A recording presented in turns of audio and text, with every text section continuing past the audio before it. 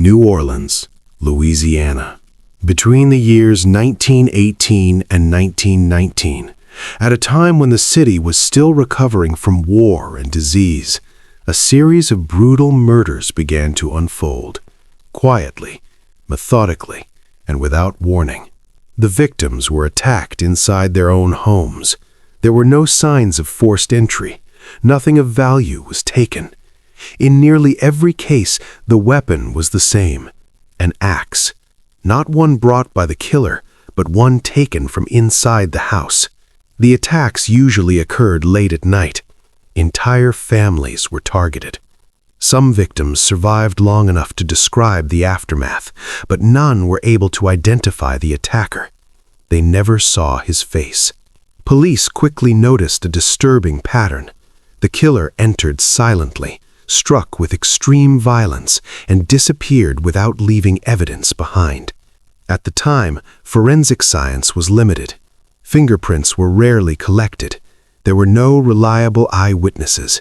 Fear spread rapidly across the city. Then, in March of 1919, the case took a chilling turn. Several New Orleans newspapers received a handwritten letter.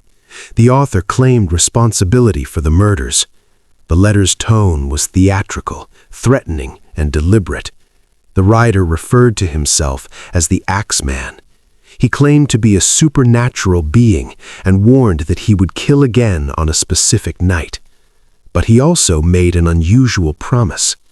He stated that any home playing jazz music would be spared. The announcement caused mass panic.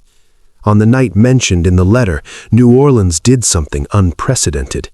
Jazz clubs remained open until morning. Families played music loudly inside their homes. Musicians performed on porches and street corners. The city did not sleep. That night, no murders were reported. In the weeks that followed, the attacks decreased. Eventually, they stopped entirely. No suspect was ever conclusively identified. Several individuals were questioned and arrested, but none were proven to be responsible.